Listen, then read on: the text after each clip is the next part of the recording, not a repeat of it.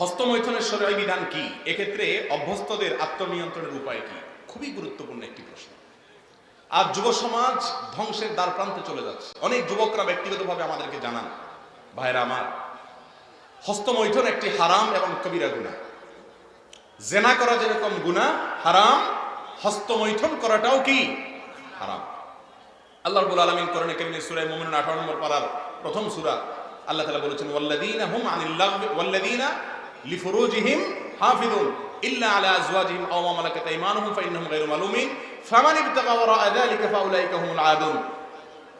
বৈধ স্ত্রীর মাধ্যমে যৌন চাহিদা চরিতার্থ করা ছাড়া অন্য যত পদ্ধতিতে মানুষ যৌন চাহিদা চরিতার্থ করে, হাত দিয়ে বা অন্য কোনো উপায় হস্তমৈথুনের মাধ্যমে, আল্লাহ বলেছেন তারা হলো সীমা লঙ্ঘনকারী।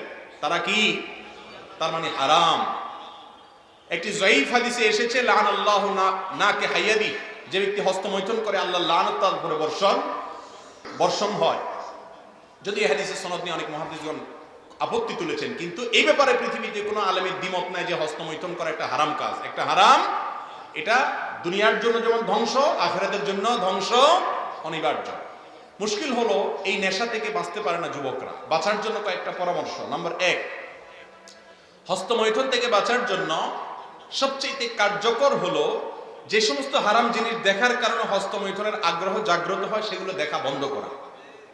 সেগুলো দেখা বন্ধ করা। এগুলো আপনার আখিরাতকে ধ্বংস করবে, আপনার দুনিয়াকে ধ্বংস করবে। এগুলো থেকে সরে আসার জন্য হিম্মত লাগে, সৎ সাহস লাগে। মোবাইলটাকে ফরম্যাট দিয়ে দেন, ফেসবুক আইডি অ্যাক্টিভ করে দেন, ইউটিউব অ্যাপ রাখেন না মোবাইলে।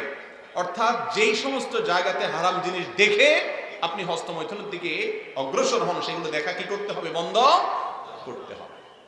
নাম্বার 2, হস্তমৈথুন সাধারণত নির্জনতা ছাড়া হয়। যথাসম্ভব নির্জনতা অ্যাভয়েড করতে হবে। যথাসম্ভব নির্জনতা কি করতে হবে? যাতে একাকী রুমে না থাকেন, কোন একজন বন্ধু যেন থাকে, কোন একজন মানুষ যেন থাকে। একা একা যথাসম্ভব থাকবেন না। রুমে থাকলে দরজা কখনো আটকাবেন না। এক কথা, নির্জনতাকে এড়াইয়া চলবেন। এগুলো নিজেকে সংশোধন করার জন্য সংগ্রাম। নাম্বার 3, আল্লাহর কাছে একটু মনে মনে দোয়া করবেন নামাজের পরে, আল্লাহ আমার ক্ষমতা না নিজেকে নিয়ন্ত্রণ করা। আল্লাহুম্মা আতি নাফসি তাকওয়াহা ওয়া যাক্কিহা ওয়া আনতা খায়রু মান যাক্কাহা। আল্লাহ আমার মনটাকে কন্ট্রোল করা, শয়তানের প্ররোচনা থেকে আমাকে বেঁচে থাকার মতো শক্তি আপনি দেন, আপনি আমাকে বাঁচায় দেন। আল্লাহর কাছে কি করবেন? দোয়া করবেন। এগুলোর মাধ্যমে ইনশাআল্লাহ আল্লাহ তাআলা আমাদেরকে হেফাজত করবেন। আর সর্বশেষ এবং 4 নম্বর হলো, বিবাহ করার ন্যূনতম ক্ষমতা থাকলে দ্রুত বিবাহ করে ফেলবেন। আর প্রবাসীরা খুব দ্রুত প্রবাস শেষ করে দেশে চলে আসবে।